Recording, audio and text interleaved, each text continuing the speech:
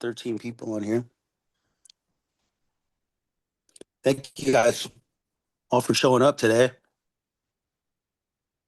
Absolutely, man, especially on a Friday in the summer. So hope Heck yeah. value out of this call. James, are you able to hear me okay? Yeah, I can hear you good. I can see you as well. Good, good.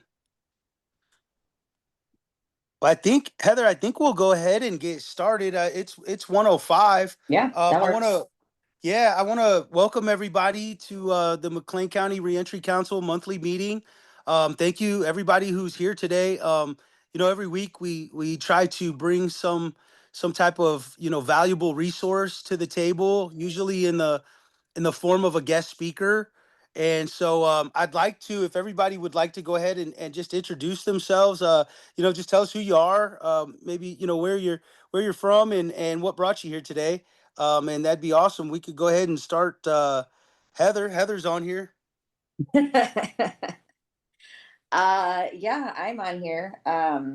Heather Johnson. I'm on the McLean County Reentry Council, and I'm also a real estate agent, and I'm learning a lot about reentry in our prison system and a lot of things that I feel need to change. So if anybody has any questions or if there's any glitches, let me know. I'll do my best to make sure it runs smoothly, but I can't make promises.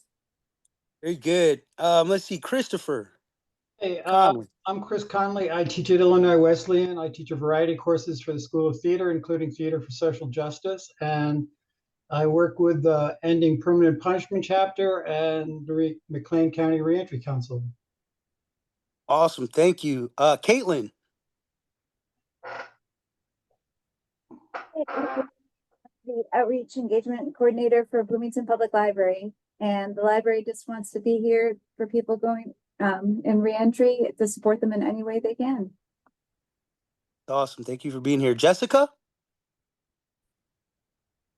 Yes, Jessica Mayhew. I am the Southern Region Reentry Manager for Department of Corrections. So I ensure that there are services, that connection between pre and post release. And even though my title says Southern Illinois, a lot of the projects I work on are statewide, but in general, I cover everything from Peoria south. And sorry, I'm not on camera. I'm in the middle of a couple of projects. So, but I wanted to make sure I was at least on here to listen and watch what's going on. Yeah, absolutely. Thank you. I love when IDOC is on here.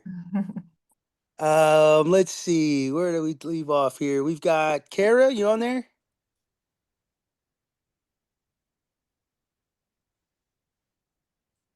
Kara might be busy. She's a McLean County Reentry Council board member as well. Here, we'll come back to her. I see. I'm here. Sorry. Oh, that's okay. Hey, Kara. Right when I wanted to talk, then I lost my screen for some reason. Of course. I'm Kara Powell. I'm the reentry case manager for the county jail here in Bloomington. And then I'm also on the board with the Reentry Council. Awesome. Thank you, Kara. Let's see. Is it Marita? Yeah, hi. My name is Marita Landreth. I am the director of the Behavioral Health Coordination Department for the County of McLean. We do a lot to help kind of coordinate, bring private and public and community members together to work on behavioral health. And a lot of our work is acknowledging the impact that our systems have on justice impacted people when it comes to mental health. Awesome. Thank you. Millicent. Hi, sorry, I'm also off camera. I'm Millicent Bleesner, and I work with IDOC as a corrections assessment specialist.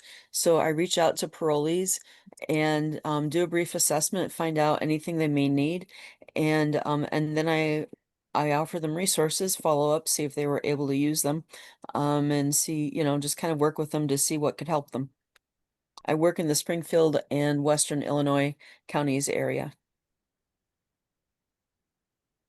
Awesome. Thank you for being here. Michelle.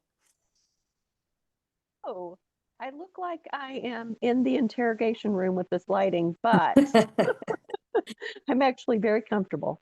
I am a community member and I'm also on the board, the reentry board. I'm I'm the treasurer. So if you want to spend any money, let me know. Awesome. Shelly. Sorry, I didn't know it was gonna be that loud. Hi, everyone. I'm Shelley Smith, and I am Reentry Coordinator and Outreach Worker for Oxford House. And I'm just here to see what's been going on with McLean County Reentry. I'm going to pass it over to my newest teammate so she can introduce herself. Absolutely.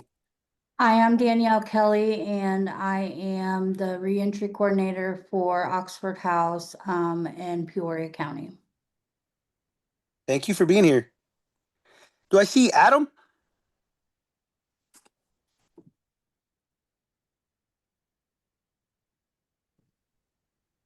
Hi there. Adam.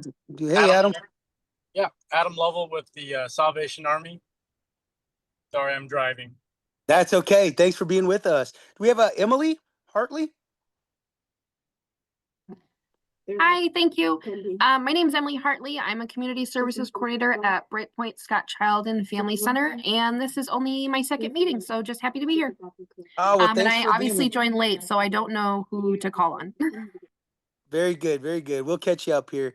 I think is that everybody other than our guest speaker today? Is there anybody else on here that I'm missing?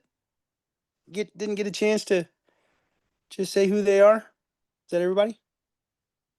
I think that's everybody. Awesome. Well, hey guys, listen, thank you all of you for being here today. Again, like I said, once a month we try to get together. The McLean County Reentry Council tries to bring, some type of resource to the table, usually in the form of a guest speaker. Just so everybody is aware, we do record this meeting so that it can be shared on our YouTube channel later, and people that did not get to attend or did not know about us during this meeting that find us later can go back and check out those resources and that guest speaker and find out, what it is they brought to the table. So today happens to be a topic that I bring up quite a bit when talking about reentry. I know a lot of times we're on here, some of the things like housing and mental health and substance abuse and treatment and all of those types of things are so important. And sometimes people are at different levels of reentry, right?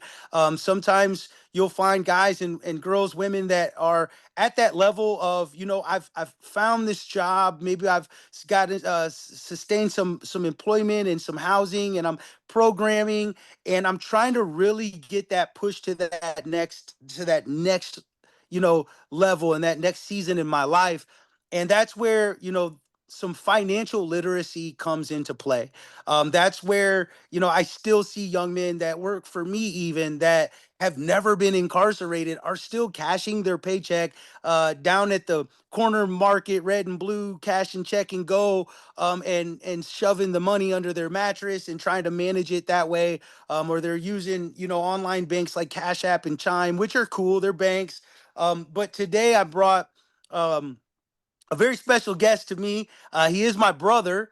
He's a licensed realtor here in the state of Illinois, and he's also the private client business banker at Chase Bank, you guys. So he's going to share with us just some things really kind of basic, maybe some things that some of us on here might feel that we already know. But sometimes when we listen, contently, we can hear some things or have some questions to bring up, something that we've helped somebody along the way, and come across a question that we can't answer. James could maybe answer for us today. So he's going to be breaking down things like bank accounts, why they're important, and all that. And I'll let him get into that.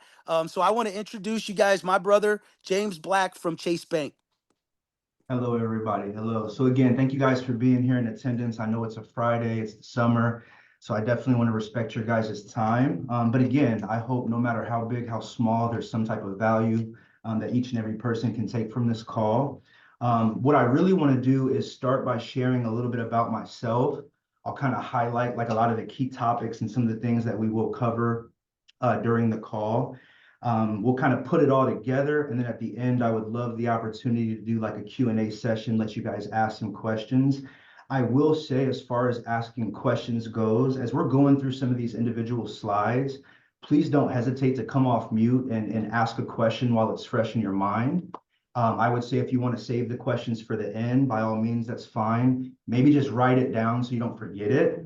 Other than that, if I'm not mistaken, I do believe like on your guys' Facebook page for this specific event, I think they tagged me on it. So even if you don't have time to ask a question or just quite frankly don't want to on the call, but have something you want to talk further about, get some clarity, by all means, you guys can inbox me on like Facebook Messenger and I'll try to get back to you guys as quickly as I can. And I do mean that, so leverage that.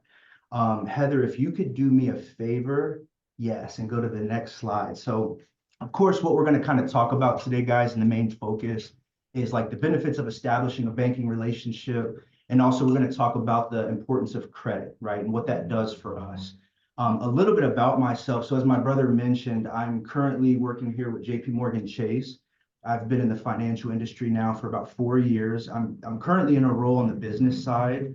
So my actual title is called a business relationship manager. It's very interesting because for many of you that enjoy shopping, eating out, maybe going on dentist, doctor visits, there could be like tech companies, construction companies. A lot of these are the individuals that are like my clients and I serve them directly. Previous to this role at the bank, I was a relationship banker and a private client banker. So these are actually what we would refer to as like licensed banker roles. So as you kind of notice, I put some of the credentials that I have. You'll see like the SIE, couple series licenses, and an Illinois State Life and Health. And that's because in my previous role, we did a lot of discussing like wealth management, helping people with investment options, plan for the future, set and reach different financial goals they may have, things of that nature. And then also similar to Heather, I happen to be a licensed real estate agent in the state of Illinois as well, as my brother Langston mentioned. I would say most importantly, I'm a father of 2, so I definitely take pride in that. I love my little ones, and that is a full-time job in itself that never stops. So that's a little bit about me, but now we'll kind of dive straight in and we're going to highlight the focuses of what we're going to talk about today. So we are going to cover a lot. I'm going to try to keep it simple. I'll go into the weeds a little bit, not too much, but maybe then we can address more questions and clarity when the time is appropriate. So one of the big things we're going to talk about is the importance of establishing a banking relationship. We'll discuss kind of how that helps build a solid foundation financially. Also, how it kind of opens up access to a wide range of different financial services and products and why that's beneficial. There's definitely going to be an aspect of safety and security. My brother mentioned a couple things, but we'll talk about how banks protect your money. For those of you that may not know, banks also provide insurance coverage for all the clients or customers that have a relationship. It's known as FDIC insurance, but I'll kind of highlight and explain what that actually means, what it is, and how does it work. We'll absolutely talk about the benefits of online banking. There's 2 slides I think we're going to spend majority of our time on, and that's going to be this specific slide. We'll talk about how it provides easy access to your money. It by far makes it easier to manage your money. And there's a lot of different things that you can do within an online banking profile. Okay, so we'll break all of that down. The other really, really big key part is getting the personalized financial advice. And I think this is probably one of the most important things with building this financial literacy journey and establishing a banking relationship, getting direct support from bankers who know your financial situation and your goals, right? That can kind of tailor it to you. Of course, we're going to also talk about just the requirements of opening an account. I know that might be super simple, but it's good to know what you have to have ready and prepared with you when you go to do that. So we'll definitely spend a little time focusing on that. And then to kind of wrap it up, we'll talk a little bit more about credit, just how having a good banking relationship with an institution can help create that foundation. I will outline a little bit about how some banks offer what we call secure credit cards, or like a card for credit building, and kind of the differences between the two. And then also credit monitoring, being able to monitor your credit, knowing where to go, what to look for. Believe it or not, a lot of it is free. You have access to your score credit report, which is a reflection of the score. And it also will provide some different fraud protections, which is extremely important because we need to have safety. We need to have reassurance, peace of mind that the money that we work hard for day in and day out is protected, right? Heather, if you could go to our next slide, please. So to kind of dive straight in, we're going to focus first on just the importance of establishing a banking relationship. And one of the big key things I would really want to stress and point out is getting the priority service and just personalized support. Sometimes I have conversations with clients and they look at the big banks, they look at Chase, they look at PNC, Wells Fargo, US Bank, Bank of America, and they feel like they're a small fish in a big pond, right? Well, the reality is the bankers and the individuals that work inside the building, we are here to serve you. We are here to serve the community. We are here to provide guidance and expertise to our clients, to retain them, to grow their business and earn their business, but essentially to have new people come in as well. So that's literally what we're here to do. And a lot of what we do is tailored specifically to your needs, your goals, and again, financial situation. So just you have to utilize and leverage those resources, right? It also is going to help you build a financial history and start to establish trust with a financial institution, which is extremely important, especially when we may get to a point where we want to borrow money, get some form of lending for something. And we'll talk much more about that as we proceed and we move forward. Also, when you have a good banking relationship with an institution, there can be special perks, different benefits that one can receive. And again, we'll kind of dive into a little bit more of what I mean by that, provide some examples. It's definitely going to make it easier to also access credit, again, lending. So when I say lending, it's a big scope of things, but very simply think of different credit cards, auto loans, buying a car, a home loan for those of you that aspire to be a homeowner, maybe a personal loan or something of that nature, right? So some of my big tips, I would say, and these are things I want you to kind of hopefully have as key takeaways when establishing a banking relationship, is one, you kind of have to look for convenience, right? You want to obviously establish a relationship with a bank that's credible, somewhere that you trust. Who knows? Maybe it's close to home, maybe it's close to work or somewhere in the middle, convenient, right? Also, banks will normally provide a welcome offer to new clients as a promotional benefit. They kind of incentivize you to form a relationship. And one of our very last slides, I'll also kind of more articulate what I mean by that and provide you guys a real life example of something that you could take advantage of now, at least with Chase. A lot of banks will offer something similar, but I at least know what our current promotion is.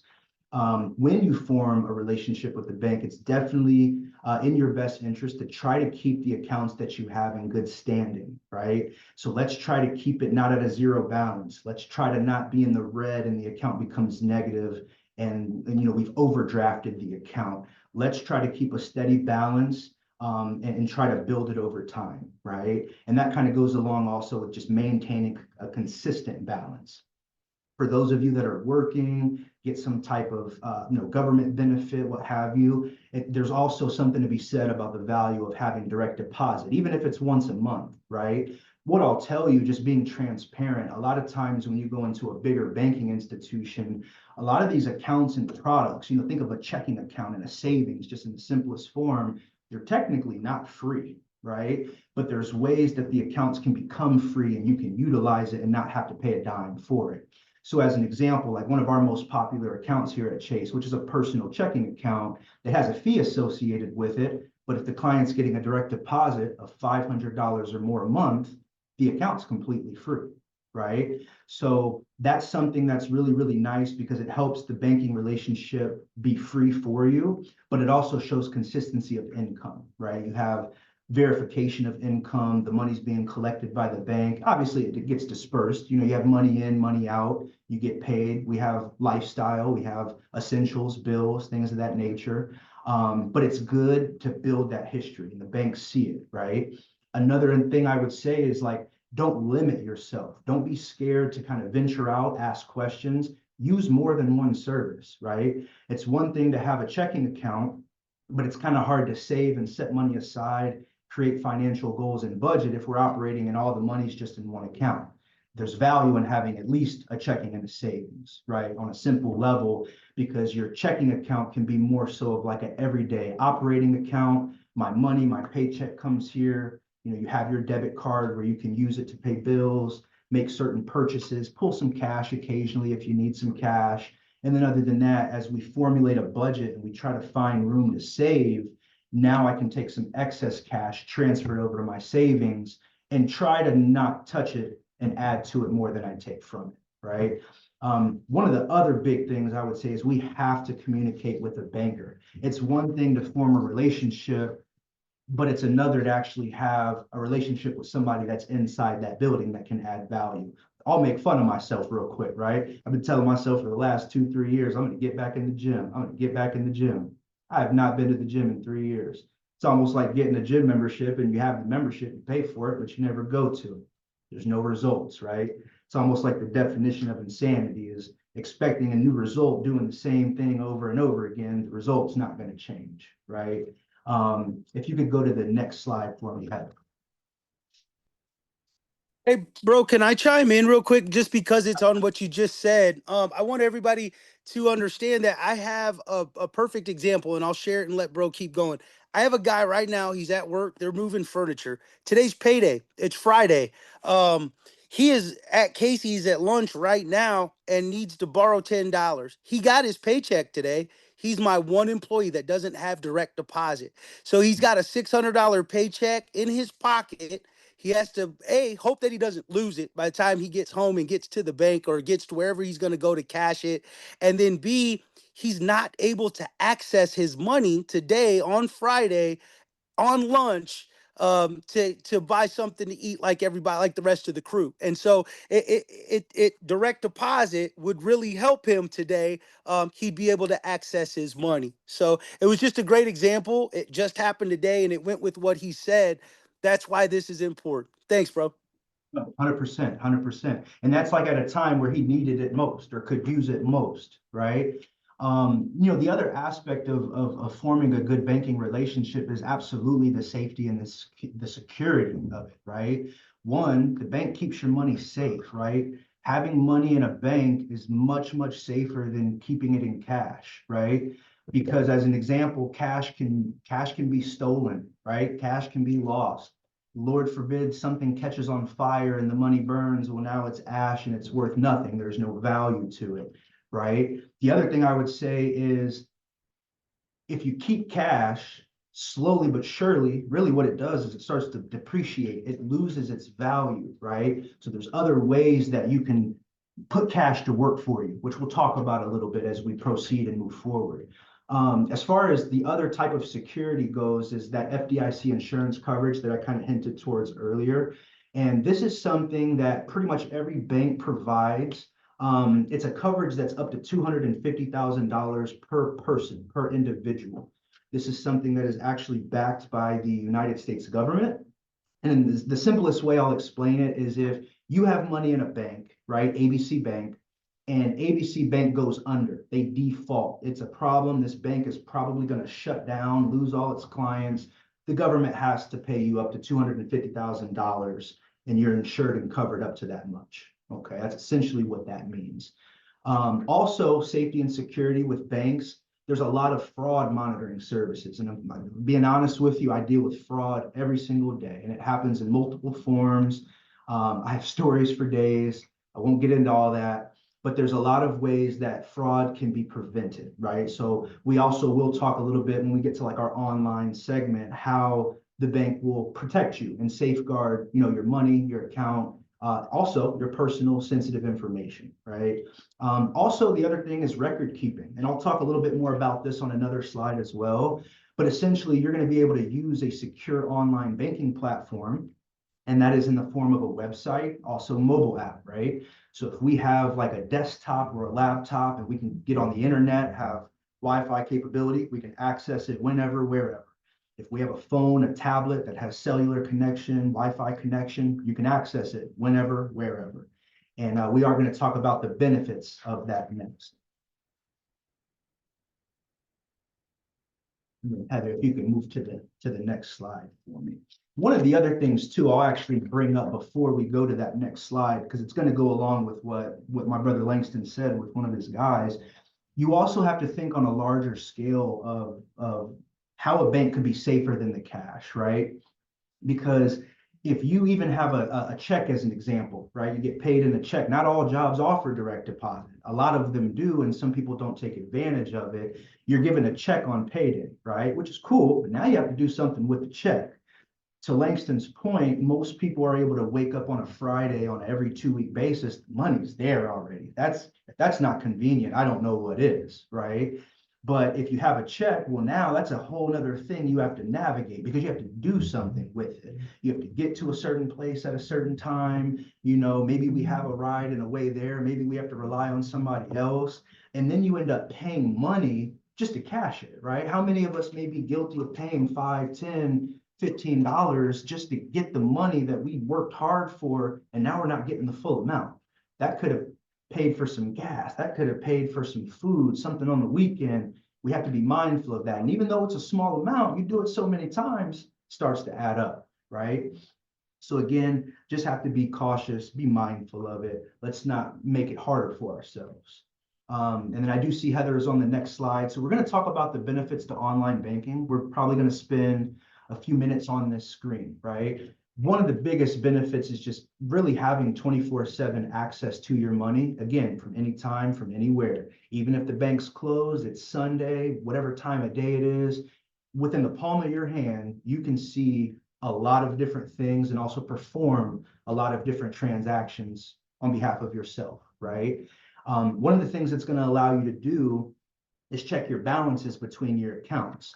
And that's more of just like a peace of mind, reassurance, remembering, okay, this is how much I have in this account, this is how much I have in this account, and there's value in that, right? We always want to be mindful of what we have, so we can help budget, set maybe a spend, goal, a saving goal, things of that nature, and also just kind of hold ourselves accountable on the spending up until when we get paid again, right? Also being able to make sure we can pay our bills on time, get all the essentials that we need. And of course, we all work hard for our money. So we want to be able to reward and kind of spoil ourselves, right? So we have to squeeze that in there too and allow it to kind of balance itself out.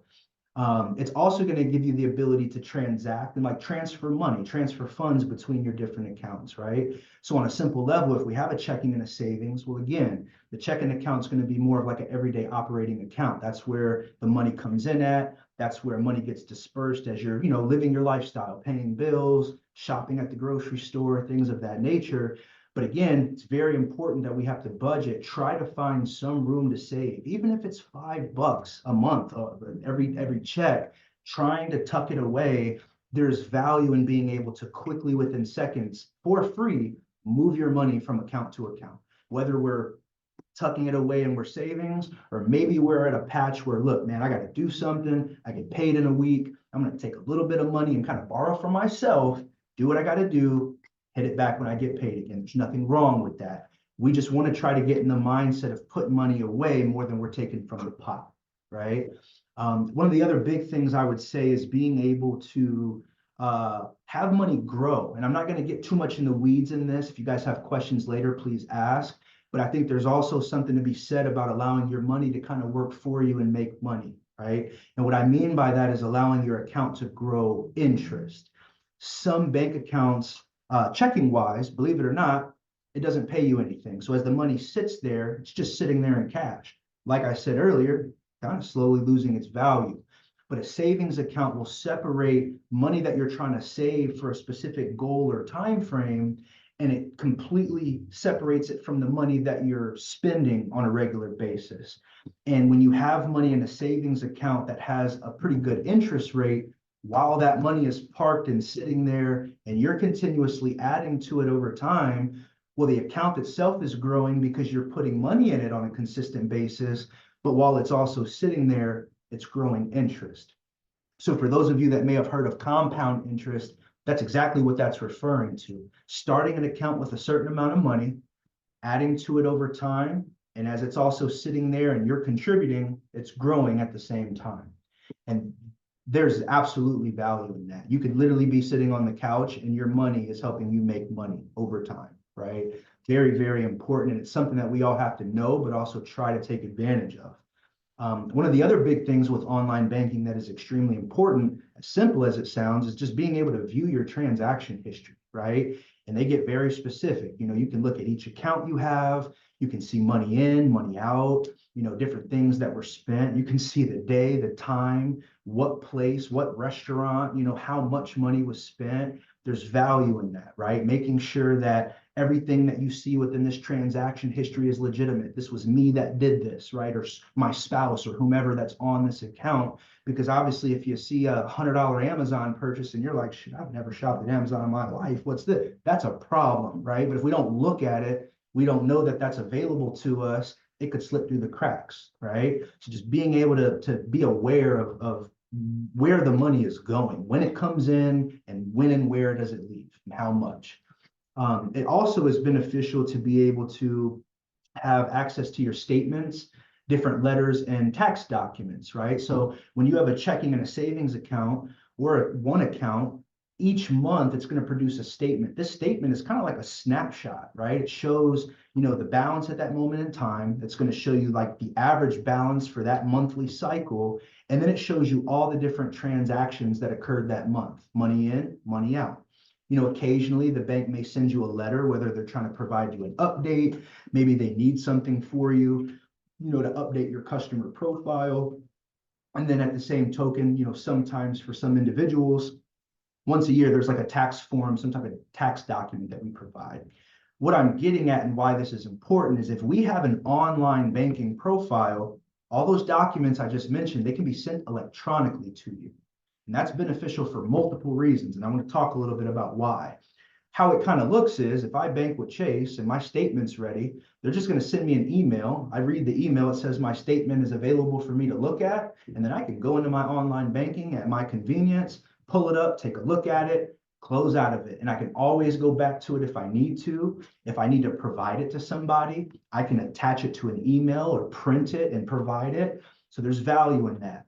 The reason it's nice to get those type of documents in an electronic form, one is the speed, right? Because if my statement date is today and I get that notification, well, right then and there, I have access to that document in the palm of my hand whenever I need it. But if I'm getting it sent to me physical paper, well, now I got to wait for the mail to bring it. It might delay it 5 to 7 days. And let's just be honest, it's the United States Postal Service. And sometimes things slip through the cracks, right? Documents or letters or mail gets left on the truck. Maybe they have a big wad in their hand and they're hitting the neighborhood and the wind blows something down the street and they don't chase it down, or it just simply gets put in the wrong mailbox. Well, now what's on that document? Your name, your address, your account information, the bank that you bank at, and every single transaction and dollar amount that entered and exited your account. That is nobody else's business besides yours, right? So we kind of slightly put ourselves at risk when we use the mail to transfer that type of stuff to us versus just getting it directly on our cell phone, which most of us always have on our person, right? The other thing I would say is being able to pay bills online. So just as an example, right? For those of you that have, say, a cell phone bill in your name, I don't know, Verizon Wireless, right? We have to pay that bill once a month or they're going to shut the phone off. They make it very simple. I could go into my mobile app, go to a pay bill section. I could type in Verizon Wireless is the bill that I need to pay. Here's my account number. They're going to give you a monthly statement every month as well. And there's a billing address on these like different type of utility bills. You put in that billing address, your account number, and say what phone carrier it is. Now you can electronically send the bill payment directly to Verizon, right? And with the technology we have nowadays, a lot of times it's just one business day.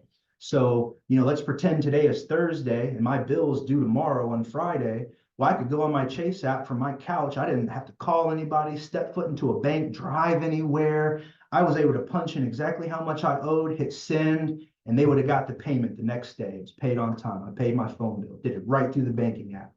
There is value in that, but we have to know that type of technology exists and how to use it. By the way, that's free. So, it's not like you're paying anything extra to use that service, right?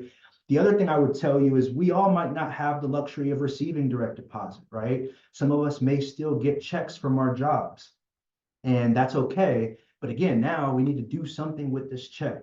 If you have a cell phone or even a tablet that has a camera, you can also remotely deposit checks directly through the banking app on your smartphone. And again, it doesn't cost you a thing. It's as simple as I have a check here for $500 that's payable to me. I can go into my bank app, hit deposit check, reference how much the check is, put in the amount, my phone camera opens. take a picture of the front of the check, you flip it over. By the way, you'll sign the back of the check, how you normally do, endorse it, as they say. Take a picture of the back. It'll give you one final screen just to review what you're about to do. You hit deposit and you literally just deposited your check from the comfort of your home or wherever you may be. You didn't have to drive somewhere. You didn't have to pay a check cashing place to do it just to get the money. You didn't have to drive to the bank. It's convenient, right? It saves you time, and it's just simple. So being able to know that that is a service that's offered and also provided. Also, a lot of different budget tools, things that can kind of help you track your spending and also set a savings goal, right? So in simple form, like when I go into my Chase app, I can actually see for the month, how much money did I have come in, right? Grand total. And then how much money did I have leave and how much was left? Then it goes a step further because it'll break down in a category format where my spending took place. How much of it was like essentials, right? Like bills. How much of it was maybe like entertainment or retail stuff, groceries. How much like fast food did I eat that month, right? So it really kind of shows you in real time and the picture of, okay, this is the amount of money that I collected this month. This is how much I spent, but this is where I spent it.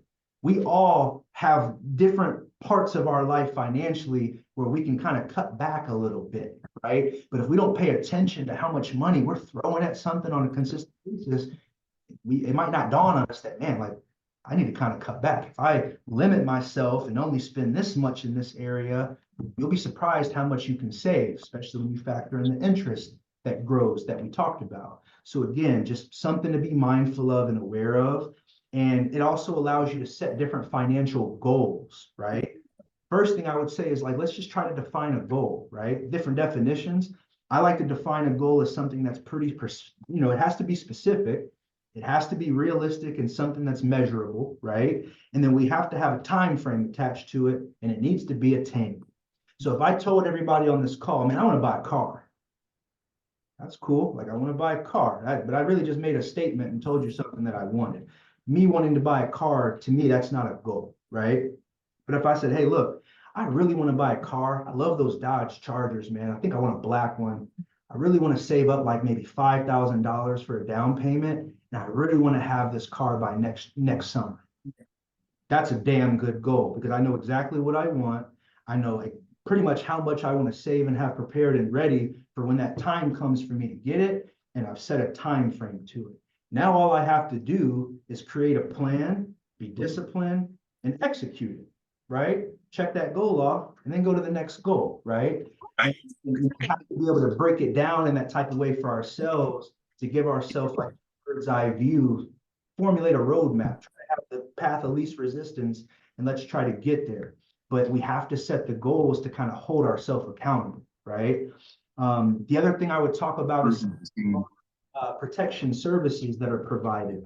So a lot of banks will provide like alerts or different notifications, and this is on multiple levels, right?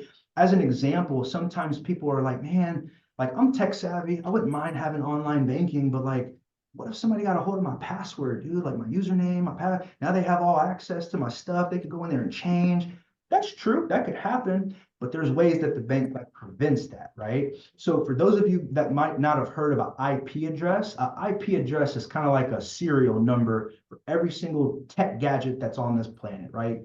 Laptops, tablets, phones, they all have different IP addresses. Well, when you create an online banking profile, we recognize what device you're using. We know, okay, that's James's phone, right? Well, and however long, if someone tries to log into your bank account from a different device, we're going to recognize this is a new device. This may or may not be James. Let us stop real quick and do our due diligence and contact James, whether that's a phone call or a text message. Hey, is this you trying to sign in, right? So certain things on that type of level help prevent, fraud from an online banking perspective. But then also think about a lot of fraud happens in the form of like card transactions, right? I've been a victim of checking my balance and being like, wait a minute, that doesn't look right. I didn't buy that. That's weird. That's happened. It's probably happened to some of you on this call. And how it happens, I don't know. but the bank can try to crack down on it, right? So if they deem that there's something a little out of the ordinary or unusual, instead of just letting a card transaction go through, they may decline it and actually send a text message to you, say, hey, is this you at Best Buy trying to buy a $500 item? If it's you, you put yes, you swipe the card again, it's going to go through. But if you're like, hell no, that's not me, and you put no, they're going to flag it and decline it. And that way, that Best Buy works, not going to go through. So there's value in having that type of protection, security, that peace of mind, right? It's also going to give you access to some of these money moving platforms. And what I mean by that is like the things that allow you, friends and family to send and receive money from each other. A lot of these are free, right? You know, my brother Langston mentioned a couple earlier, Cash App, Venmo, they're very popular. I would also tell you is there's Zelle. Zelle is probably my favorite out of all of them for multiple reasons. But the key reasons are is directly inside of a lot of the major bank platforms. So it's not a separate third-party app that you have to create and make a password or whatever, link your bank account information to it. It's completely different. You sign into your online banking and it's there. The other thing about Zelle is like it's instant, it's right away. Whether you send money, receive it, it leaves your account, it hits the other person's account, it's instant, it doesn't charge either party a fee. So like there's value in that. There's been times my brother has Zelled me money. There's been times I've sent my mom money, and like the fact that she was able to get it within 30 seconds and do what she needed to do, like there's value in that, right? Also credit tools, and we'll talk a little bit more about this on a further slide, but a lot of banks will provide a free credit tool that lets you see a lot of information when it comes to your credit score, credit report, and things of that nature. So Heather, if you could go to the next slide for us. Hey, James, before you move forward, we've got some people on here from the library. So I want to ask you a question, and then I think it'd be a good time maybe if anybody had any questions, just what you've covered thus far. With things like online banking, like I don't have a phone, I don't have a tablet, I don't have a thing, but I want a bank account. Would I be able to pop into the library and still like log into a secure computer at the library and like handle some online banking and then get off of that computer and log out of my stuff and still feel safe? Absolutely, you could. I would say sometimes, and this all is solely dependent on the bank itself, that part might be a little tricky because of the IP address thing I mentioned. If we go to like say the public library, we're using one of their stations to log in, the bank will recognize that's not a device that's Langston's, right? How do we know that?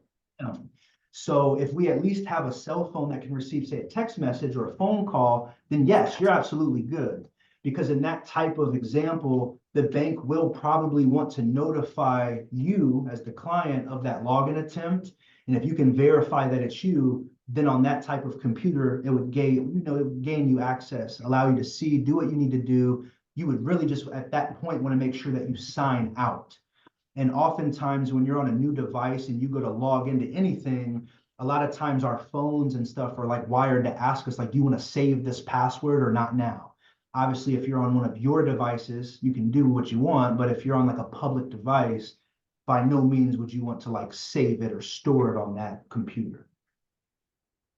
Gotcha. Thank you. 100%.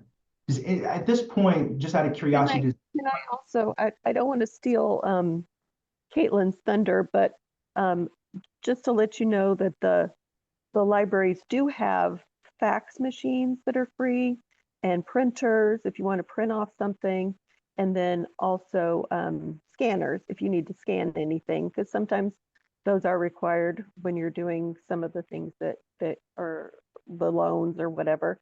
And also we have Wi-Fi that you can borrow from the library, little hotspots, and take them to your home if that is a problem and for you. Or also when I worked at the library, you had 24/7 access to Wi-Fi from the parking lot using your own device. So if Wi-Fi is an issue for you.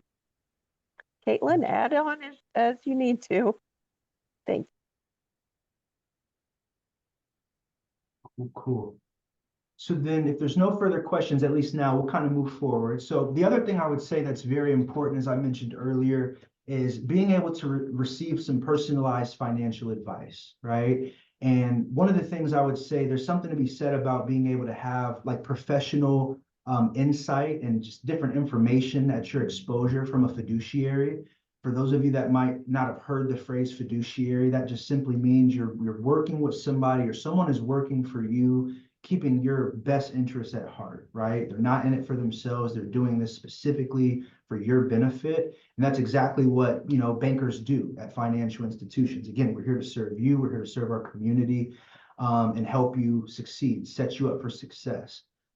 Also being able to provide or receive rather tailored advice and solutions based on your unique situation, right? Just as an example, if I was meeting with Heather and I was also meeting with Langston, two separate appointments, but people that were coming in for some type of bank need, I would definitely ask both of them similar types of questions, but they're different people, different goals, different needs, different family dynamic, you know, different things that they care about and value. So their answers are naturally going to be different, right? And that's going to lead me down a path of different questions, or it'll lead our dialogue, our conversation in a different direction. So when it comes to me providing advice and tailoring it, I'm not going to probably give them the same exact advice. In some cases that could happen, but we have to, bankers are trained to tailor the advice to the person across from them, individual or family.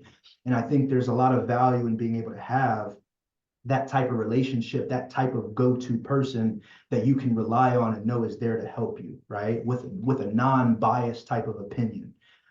It's also going to help you talk through different financial goals, kind of create a plan for yourself.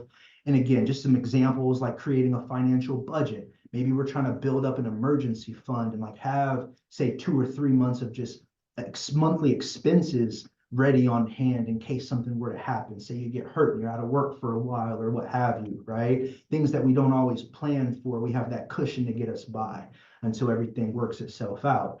Maybe we're planning for a big purchase, right? Maybe we are looking to buy a vehicle. Maybe there's a certain trip that we want to take our partner or significant other or family on. You know, maybe one of our children are having a birthday coming up. We want to be able to get some presents and have a party, things of that nature. And then some goals are more long-term, right? Like we're planning for the future. We're planning for retirement. Man, I don't want to work my whole life. I want to be able to retire at a respectful age and be able to enjoy the fruits of my labor, right? There's planning that needs to be a part of that process. Also being able to just simplify what can sometimes feel like a complex or difficult conversation or topic, right? Because at the end of the day, like me and Langston, as an example, we come from a very good family. We have good folks, but they weren't as financially literate and they weren't able to teach us and instill a lot of things in us. And we can't be mad at that. You know, you can't teach somebody something that you don't know, but you have to try to learn it somewhere. And if, again, you can develop some relationship with somebody on the inside of that bank that you have a relationship with, that's where that type of value comes from, because you can get expertise and you can get like opinions and guidance from somebody that's professional, non-biased opinion. They have your best interests at heart. And again, the things that they're telling you are specific to you and your situation, right? So I think that's beneficial for everyone. It's also going to be a situation where it can like adjust as your life changes, right? Because as an example, things that are very, very important right now to you, 5-10 years from now, that might not be the focus. That might not be as important, and other things are going to kind of fill that gap. So being able to have someone that, again, you can rely on, have those conversations with, that can help provide some guidance. It's also going to help you stay accountable, hold yourself accountable. It can definitely help you improve just your financial health faster. You know, the journey of the financial literacy, setting yourself up for success. It's definitely going to give you a jump start. And at the end of the day, I think it's going to provide peace of mind and reassurance. And I think that's something that we all need and deserve to have.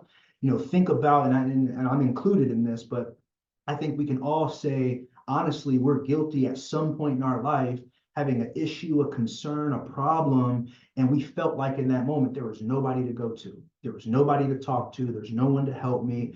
And it's just frankly not true. But we have to put ourselves out there. We have to be willing and able to put ourselves in the right type of environment, surround ourselves with the like-minded people that we're trying to learn from, and essentially have the conversation, right? Heather, if you could go to the next slide for us, please.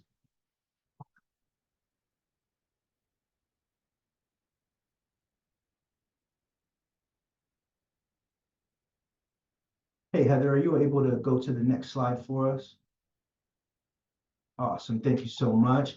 Now, the next thing I want to talk to you guys a little bit about, we'll keep this pretty quick, is just what you need to open an account, right?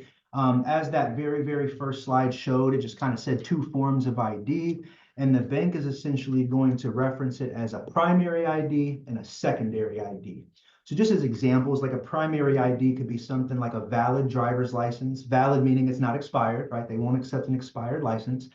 It could also be a valid state ID. It could be a passport.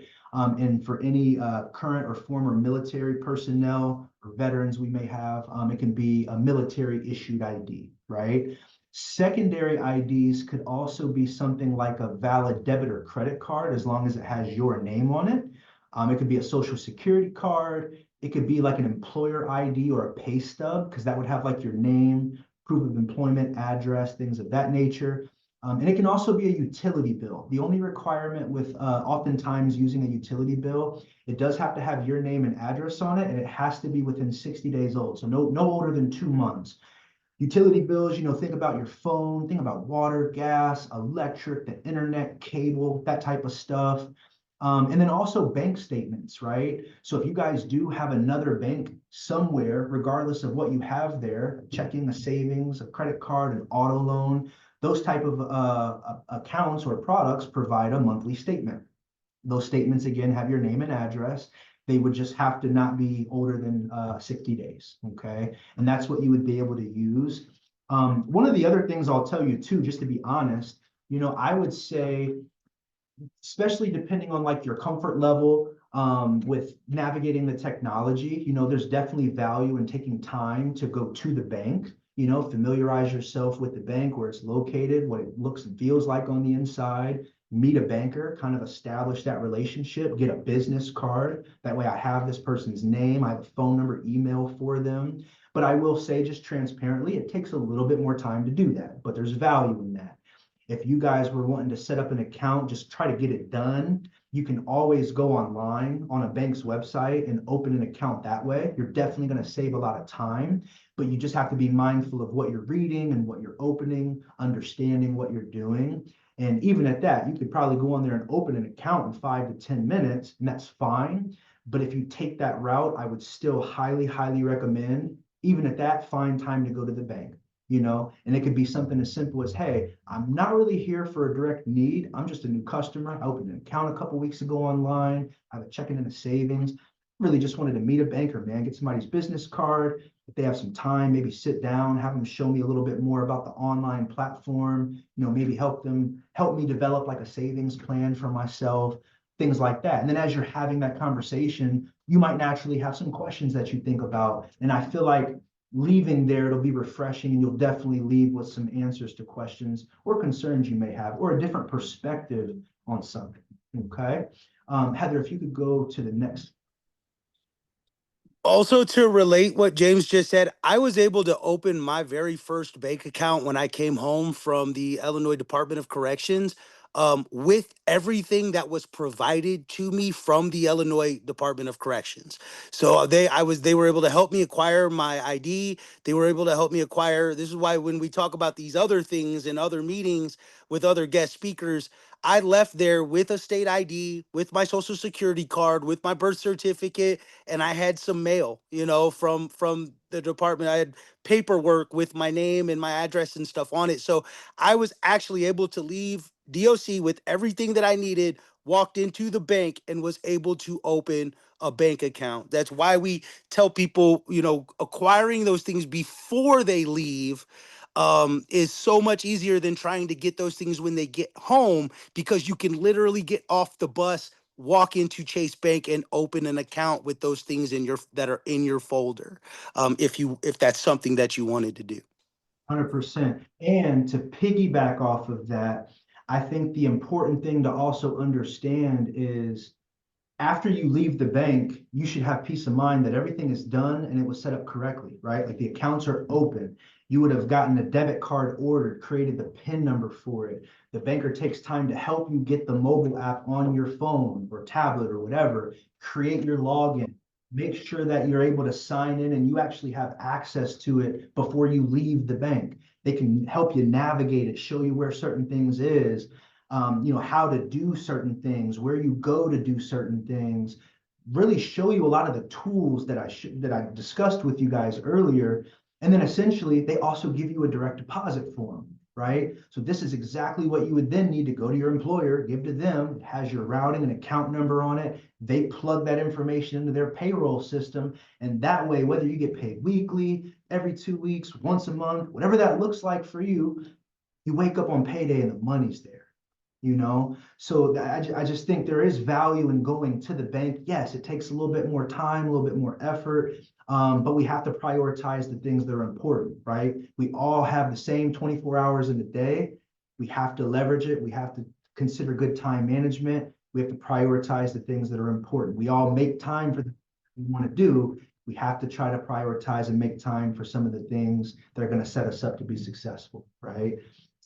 Now, going into why having good credit is important, we're going to kind of shift and change focus here a little bit, but it's definitely good. And it directly affects your ability to borrow money, right, from different banks, financial institutions.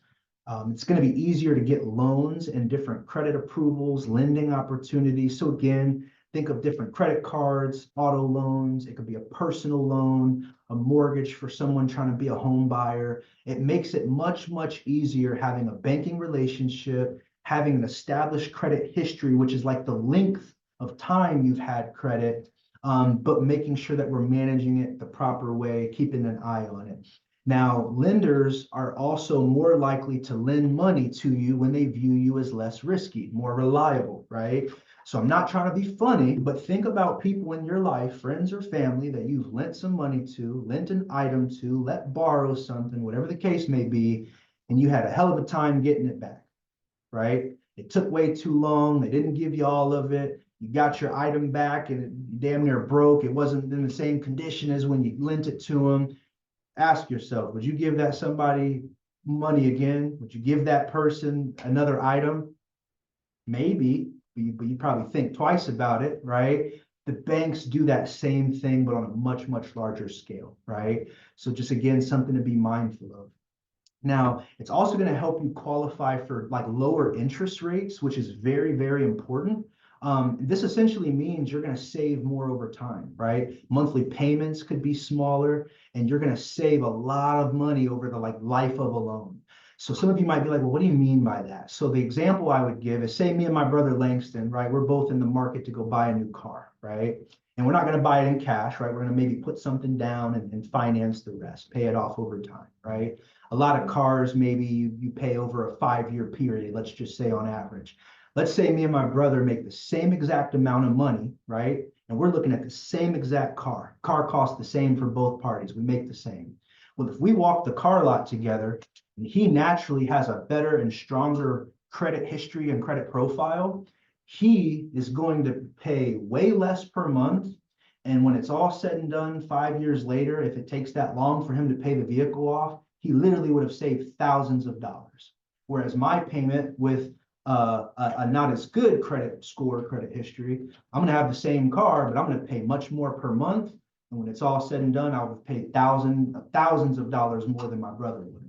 So that's why having credit history, but also a good, strong credit is very, very important. Not only does it help us get the yes that we want, but it can potentially help us with our purchase power. Maybe we can get a little bit of a bigger, better vehicle, bigger, better house, whatever that may be, a better credit card with more reward structure, which I'll kind of talk about very briefly here in a moment.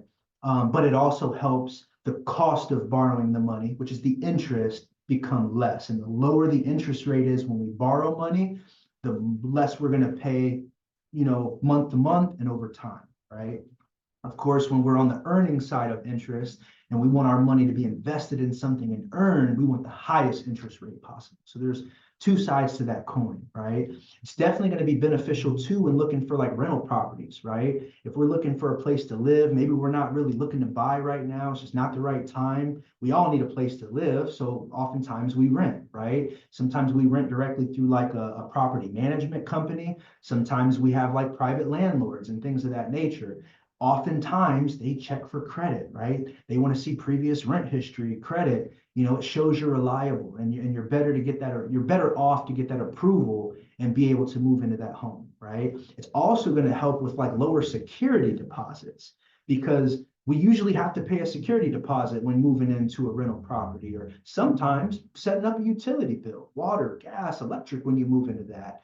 I don't know about some of you, but even when you go into like an AT&T, Verizon, T-Mobile, we're setting up a phone plan. You know, they typically run credit. Can this person, will we allow this person to make payments on this new phone? You know, or are we going to require a little bit more and make it a little bit harder for them, right? So you have to be mindful of why having this good credit history and profile is very important and will add value to your life in multiple facets.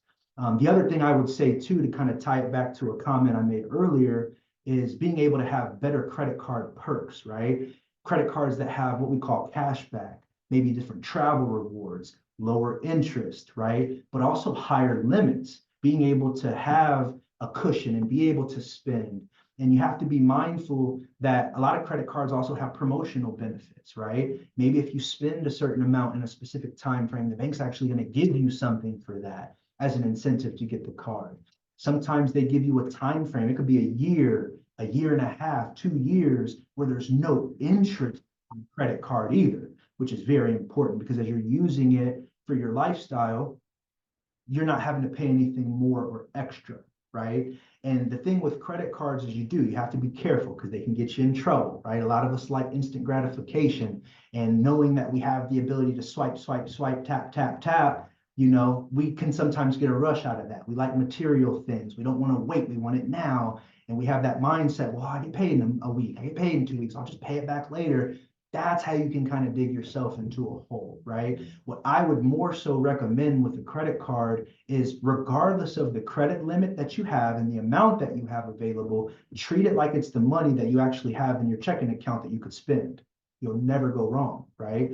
We all have lifestyle. We all have monthly expenses, you know, essentials, housing, car, maybe gas, insurance, got to get some groceries, all the essentials, right? But then we have some of the wants, right? So you have to be able to kind of find that balance, get everything that you need, right? Some of what you want. Let's try to also find some room to store some money away. Let's save it, you know, for a rainy day, or whatever the goal for this money may be. But in all reality, if we're using the credit card to pay for things that we already have the money to go buy it, like the groceries, the gas, just as an example, well, yeah, I could go swipe my debit card or spend the cash, bought what I bought, but then the money's just gone, right? There's no extra value provided. But if I'm instead using a credit card, well, I bought the groceries, I got the gas, I have the money to afford it. So now I'm just paying the credit card that paid for those things, and you're building your credit, and you got cash back. That thing that you just went and spent your hard-earned money on because you had to do it anyway, you used a different piece of plastic that gave you something back on the dollar amount that you just spent, right? Over time, as you do that day to day, week by week, month by month, keeping it within your budget, we're not overspending because we can, these points and the rewards, they add up. Now that opens up the opportunity for you to do different things and enjoy yourself. If you've ever heard people, you know, that you talk to, or social media, people say, oh yeah, I flew somewhere and I did it for free. How do you think they did it? Use their credit card points, right? And it built up over time as they were, you know, funding their lifestyle essentially. But that's my biggest piece of advice. Credit cards are beneficial tools. It's actually the most valuable tool that somebody can use to live their lifestyle, but you have to treat it the right way, and you have to be disciplined, right? That's the best advice that I can give. And then Heather, if you could go to the next slide for us.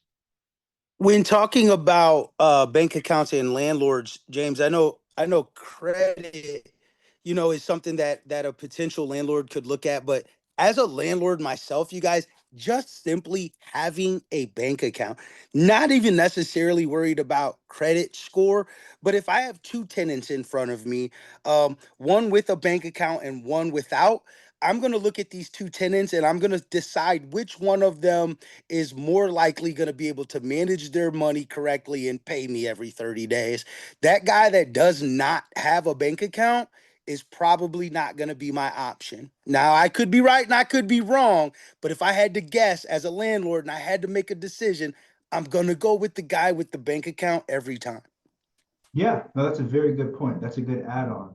But that's just also being able to see it from someone else's perspective, right? How can you maybe separate yourself or set yourself up for success, right? So very, very important just to be mindful, of that overall. To kind of keep going a little bit further with the credit, foundation for building credit, and also maybe repairing it a little bit, right?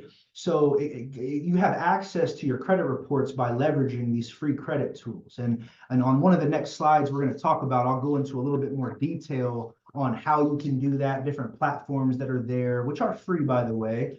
But as I mentioned earlier, one of the big benefits of online banking when you're with a bigger bank, bigger established bank, is they oftentimes have a free credit tool, right? All you do is enroll in it. And as you sign in and you're checking your balance and maybe moving some money and kind of doing your thing, looking at whatever you're looking at, doing whatever you're doing, you could go in there and take a look at your credit score. What is my credit score? Is it the same? Has it moved up or down? It gives you full access to your credit report. That credit report is essentially like your scorecard, and they grade it, and that is what goes into producing the score that you see. It shows you all the different ins and outs. It's going to show you the open accounts that you have currently on your credit report, and like balances that you may have, the payment history of each of those accounts, paying them on time and paying them off. You'll be able to see a closed account section. So maybe like a car as an example, you financed a car at one point, you paid it off. Well, that was account, but now it's closed because it was paid in full. It shows you those sections. If we happen to have something that went to collections, whether it should be there or shouldn't be there, it might be there and remind us, man, I gotta call them and have them remove that. I paid that already. That little thing sitting there in collection, that's not helping you. That's harming you, right? It's keeping the score down. If we get that pulled and removed from the collections, your score is going to bump up, right? But if we don't know where to look and we don't take the time or find the proper resource to be able to view that type of information, we might not even know it's there, right? So we have to leverage this technology that we have and the resources that we have, right? Also, build a monthly budget around your cost of living, right? For those of you that may have not done this, I would take time this weekend or whenever it's convenient for you, take out a pen and pencil or a pen and paper and just write down some of the bills that you have and the dollar amount. You're going to look up and it's like, okay, this is everything that I pay for a month. That's kind of like a non-negotiable, right? Add it up. There should be a grand total, and you'll know this is exactly how much I technically need to make or have to maintain my current lifestyle, right? Hopefully we're at a point where whatever you're doing for, your living, you have the ability to afford that. And then there's a little bit of cushion left over that we can try to tuck away and also reward and spoil ourselves a little bit at the same time with finding that balance. That's really the big start to finding a financial budget and creating like a path, a savings goal for yourself. I would also say another thing that could be helpful, and this is regardless of what type of debt it is, we obviously have to try to pay some of the debt down, right? Easier said than done, but we have to try to do it over a course of time. And if you can try to pay the debt that has the highest interest rates off first, that's going to logically and financially make more sense. Because again, the higher the interest rate, the more the monthly payment, and the more it's going to grow over time where you're paying more for borrowing the money that was borrowed. Whereas the debt that has the lower interest rate, it's going to cost a little less month to month. And as you make the payments and you get to the end where you've paid it off, it's going to be a little less than the same type of debt that had higher interest attached to it. Okay. Now, earlier in the call, I had made a comment about a secure credit card and a credit building card. And I want to talk a little bit about that. So a secure credit card, not all banks offer them, some do. But essentially, this is a type of credit card where you can take money that you have and put it onto a credit card, and that becomes your credit limit, right? So if I had $500 laying around and I didn't have any real need or purpose for it, I could technically find a bank that offers a secure credit card, open it, give them my $500 that they load onto this card. That becomes my credit line, and that is going to start reporting to the credit bureaus under your social security number. Now you can use it for your gas, your groceries. Like I said, all the things that you essentially are going to need to go spend money on anyway, and you have the money to afford it, start to incorporate using that credit card instead of using the debit card and the cash when we're able to, right? Pay it on time, preferably pay it all the way off. And over the course of time, that's either going to build your credit and start to establish it, or if we already have credit, it's going to open up another type of credit line on your credit report that's reporting and beneficial for you. It's going to track, and you should hopefully see improvement in your score as long as you're being disciplined, right? Now, the difference between a secure card is sometimes secure cards, you get to a point where now your credit's pretty good, and now you want to go get a bigger, better credit card that has more of the cash back and some of the travel rewards and stuff like that. There might not be a need for the secure card anymore. So if you choose to close it for whatever reason, that's your money. They're going to give you your money back, $500 in the example that I gave, right? Now, I will also say sometimes it makes more sense, believe it or not, even if you have a credit card that you don't use, sometimes it makes more sense to keep it open and not use it once in a blue moon versus close it. And the reason I would say that is because it gets taken off your credit report, so it's removed, and you kind of sacrifice the history that you've allowed that credit card to build for you. And you may see a little bit of an impact in your score. So believe it or not, sometimes closing accounts, even if you don't use them, it can sometimes work to your benefit just to keep it open, let it ride, right? A credit building card is much different than a secure card. A secure card, again, you're more so loading money onto the card that's yours. A credit building card is something that you're still technically applying for. So it's like a hard inquiry on your credit. They pull it, they deem whether or not they'll give it to you or not, how much they'll give you. But it's typically for someone that's in the stages of like trying to build their credit, right? So a good example I would give is like maybe like a college student, right? Someone that is like newer to credit and they need to start to establish it, or someone that just has not established it at all and is looking to, that could potentially be a good option, either or, right? The last thing I'll say on this piece is with credit cards, it's very important to understand something called utilization. And this is essentially how much you're using of the credit card. Rule of thumb, you want to just try to keep it under 30%. So in simplest form, if I have one credit card, I have $1,000 limit on that credit card. I want to try to keep my spending at $300 or less, because that would be 30% or less of my overall credit line that I have access to, okay? The other big key thing is you always want to pay on time and never late, because to be very honest with you, your payment history in itself kind of makes up about 35% of our credit score. So, you want to make sure you know the due dates and things of that nature for the different things that you have to pay. And you also have the luxury and the convenience of setting things up to auto pay, right? You could literally have your checking account automatically pay a specific bill or whatever it is on a certain day at a certain dollar amount. All you have to do is set it up. And again, if you don't know how to do that or you're not comfortable doing it, go to the bank. A banker will help you, right? They'll show you how to do it for you, and then you leave with peace of mind that it was done correctly, right? The other thing is you want to keep accounts open and active. And I would say that's just across the board. Credit card, checking savings. It's good when you're building that history and establishing that relationship. And I would say avoid trying to apply for too much credit, right? Every time we fill out an application and we basically ask the bank for something, money for an auto loan, credit card, that is called a hard inquiry. So it's actually hitting our credit reports and it's showing James Black asked Chase Bank for XYZ, and they're pulling my credit report to view it to decision whether or not they're going to give me what I just asked for. Every time we do that, hard inquiries will start to ding your score. You could see it go down a little bit. Out of all the factors that affect your credit score, to be honest, inquiries are kind of on the bottom of the totem pole, but it does still matter. So just try to refrain from doing it too much or too consistently.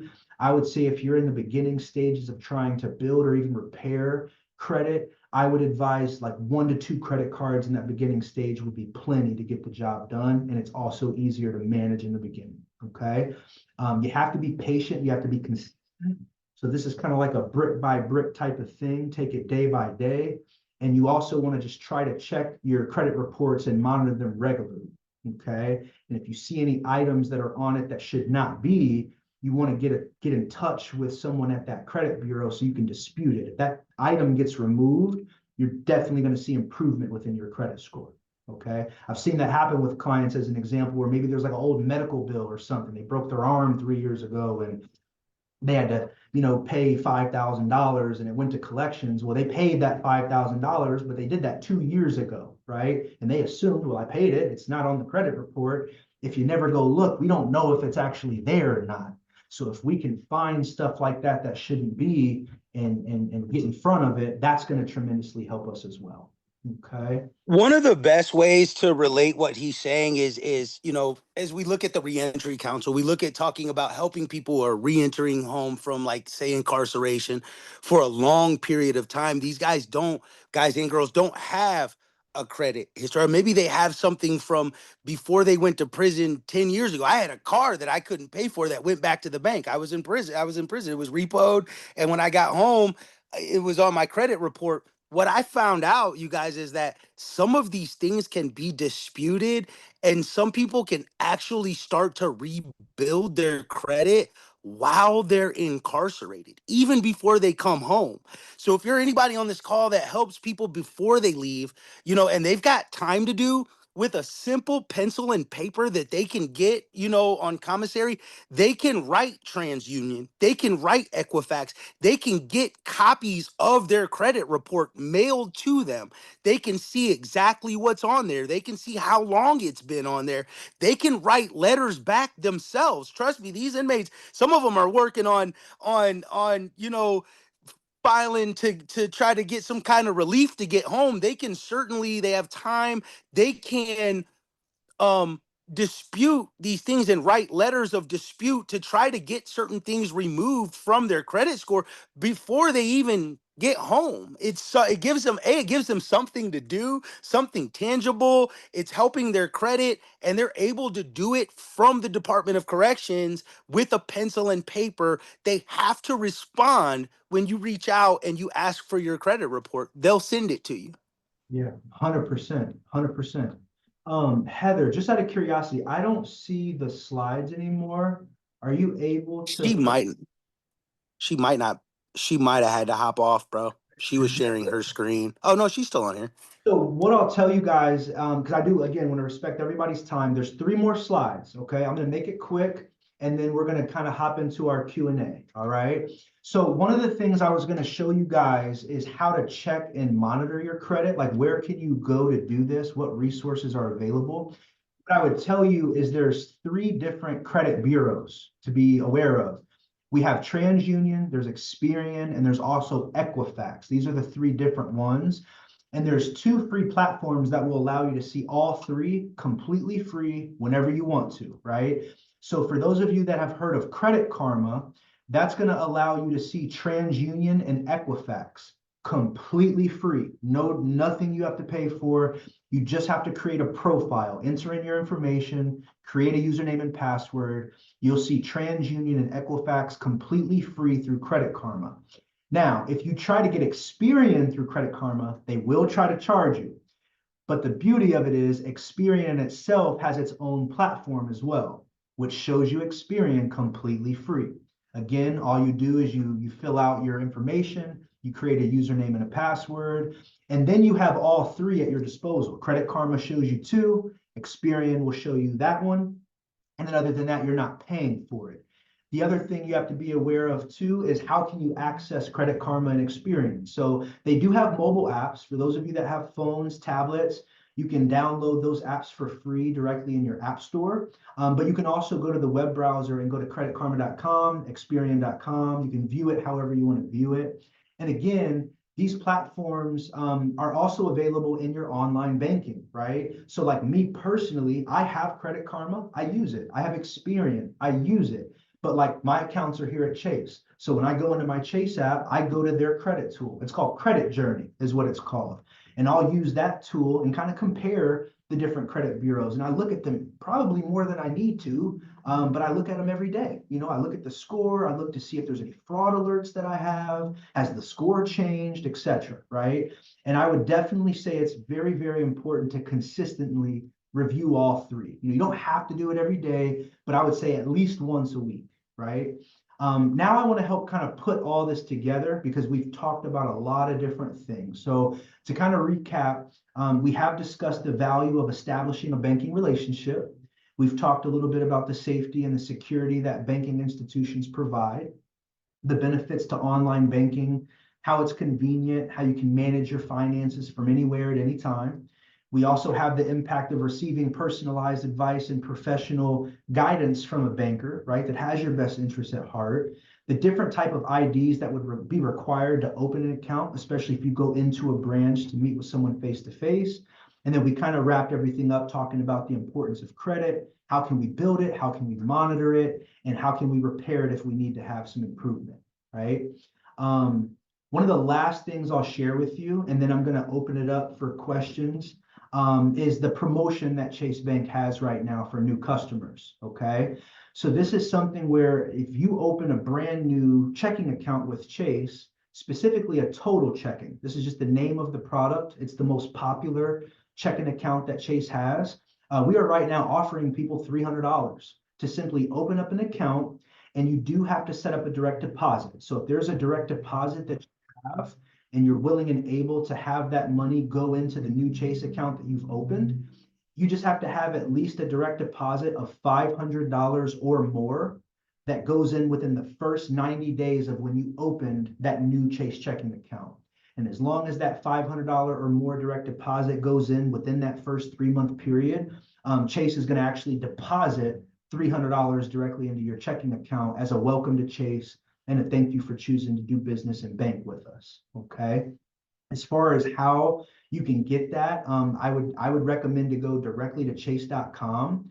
And if you choose to open the account online, this same benefit will allow you to take advantage of it. If you would rather take advantage of it and have it done directly at a branch level, you simply go to chase.com. You find this particular offer, which is usually on the homepage. It'll reference you to put in your email address, and then Chase is going to send you an email that has a code in it. So then when you go to the bank that day to open up your account, let them know you're brand new. You have the welcome or promotional code. You'll pull up your email, and then as your banker helps you, they'll type in that code and they'll lock in that benefit. And there's even a document, there's a piece of paper that they can provide you that shows one, proof that they attached it and that it worked. And then it's also going to remind you step by step exactly what you need to do in order to get that promotional benefit. Okay. So I know I did a whole lot of talking. We kind of went in a lot of different directions, but what questions or feedback does anyone have, at least at this time? Sorry, James, thank you so much. That was very helpful. Can you tell me, and I'm sorry, I was very distracted at that last moment by an incoming phone call. Is there a minimum deposit on your account? Question. That's a very good question. And the best answer I would tell you, Michelle, is no. No, ma'am, there's not. So okay. When you go into Langston's employee needs a checking account. Yes. Just wondering. I agree. But for clarity, that's a very good question. And I should have naturally said something as I was explaining. So thank you. But when you go into a bank, sometimes there is a misconception where, man, I'm here opening an account. They're going to make me put some money in this. Now, I would say bank to bank, it could be different, but at Chase, they do not require that, right? You go to open the account, you're not required to have money that day to put in. They usually give you like a 60-day buffer period to kind of allow you to make a deposit or get your direct deposit kind of transferred over from whatever bank that it's going to.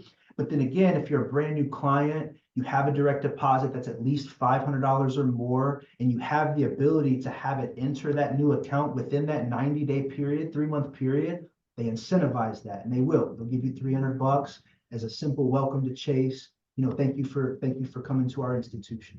And again, I think there's value in that.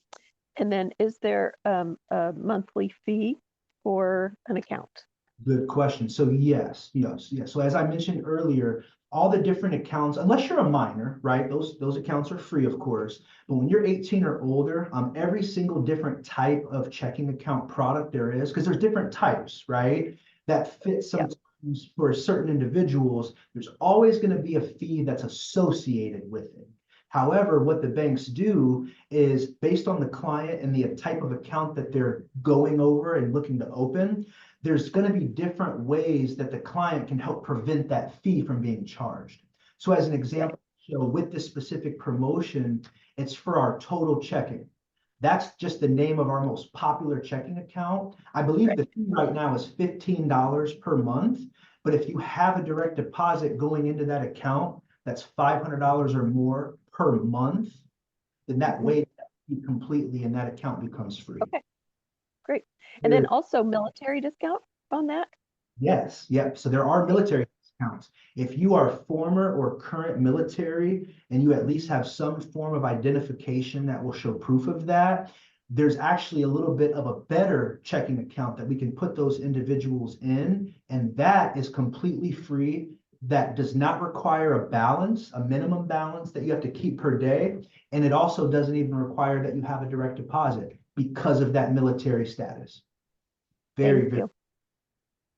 Hey, James, I think I know the answer to this question, but I want some confirmation. Is there anywhere when I'm sitting down to set up an account, does anybody ever ask me about my criminal history background, any felony record, anything like that? Is that even brought up at the table? I'll be completely honest, not at all. Not at all. Now, if that's something I was thinking. Go ahead. I was thinking that was the case, and that's one of the best things about this whole meeting is finally we have someone here, the guy in the bank that's talking about the money, and he doesn't even ask us if we've ever been arrested or have a criminal background, or that's not on this paperwork. So there's a stigma there, I think, that, and some people are afraid that maybe they've just been in so much trouble that they'll go down to the bank and the bank will turn them away. That is not a question that would be asked by James Black in Chase Bank setting up a bank account. That is not even on his mind. You might get somewhere down the road dealing with money and loans, and if you've had some financial crimes in your background where that might get a little touchy, but to go and open an account, the bank doesn't care. If when I bought my house, nobody ever asked me if I was a felon. That wasn't on the loan application, you guys. So that's what's one of the greatest things about this. And I couldn't wait to ask that question and get clarity, because I felt like I knew. I can't remember ever being asked by my banker about my criminal history. Oh, never. Now, I will say, and hopefully this also sheds some positive light, right? Perspective wise. I have had clients, as an example, people I've never met. This is my first time sitting down with them. Common questions we will ask is like, man, like, what brought you to Chase? What made you interested in coming here? We want to try to build like a personal connection. So like talking about like what interests they have or what they do professionally. Like, what do you do for a living? Are you a business owner? Where do you work at? What type of experience do you have? Things like that come up in natural conversation. But I've had this happen a few times, but there's one gentleman that actually comes to mind. And I met with him. He had told me, man, I'm here to open up a checking and a savings. I just got this phone. I'm not really quite sure even how to use the phone. I'm trying to figure that out, and I created this profile. We're just kind of going back and forth, man. I'm genuinely curious to learn more about him and help him and add some value in this moment. And as I asked him, like, man, like, what do you do for a living? He kind of thought about it for a second. And he told me, like, man, I'm actually looking for work right now, brother. I just got home, man. I did about 20 years, and he didn't really go into everything that happened, but he's like, man, I'm new to society. Somebody told me I need to get a bank account. I went down to a place and they told me what I needed. I asked, where should I go? I had a couple people recommend Chase. And what I will tell you is I was able to connect with this gentleman on such a high level, answer a lot of his questions, his concerns. I answered questions about his phone that had nothing to do with banking. So then he walked away knowing how to use the phone. That helped him learn how to also navigate online profile. And there was a lot of just uplifting conversation being had. No judgment, no bias. It was good vibes, right? At the very end of our conversation, he's about to leave, walk out. I've just given him all this stuff. The man looked me in my face and was like, man, I needed this today. He was like, and he was like, I believe in a higher power. And I almost didn't come, man, because I didn't have a ride. I almost just gave up. But something in me was like, this is important. I need to go there because I've been putting it off. And he's like, man, I'm just so thankful that you're the one that I sat with and that you were the one that helped me. Like I needed this today. And I could tell it changed his mental, it changed his mentality, and it kind of lighted a little bit of a fire, given a lot of the things that we talked about. You know, he started to get emotional. I got a little emotional. Man, before I leave, can I give you a hug? I've never met this man in my life, man. And I gave him an embrace. And when I felt the strength of that hug, I'm like, man, I really just touched this man's life today, right? And I think that's something that's also important. You'll never know who you're going to meet and what type of information you can maybe learn, and how uplifting a simple interaction that took an hour could really, really add to your day and to your life.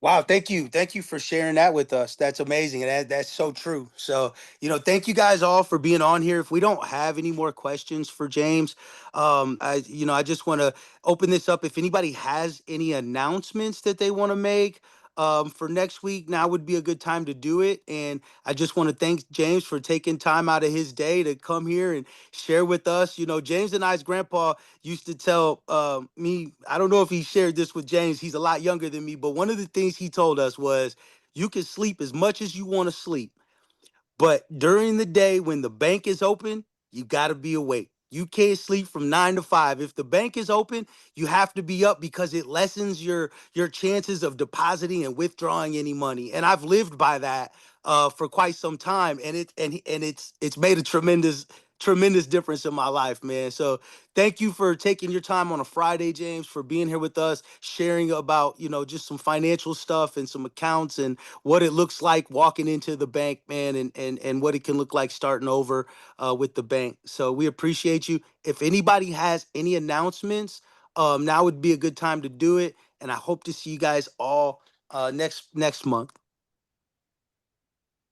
Amazing. No, it was definitely a pleasure. I appreciate you guys for having me. And again, I hope there was some type of value in this call. You guys have a wonderful rest of your day. Enjoy your Friday. Have a good weekend. You guys enjoy your summer.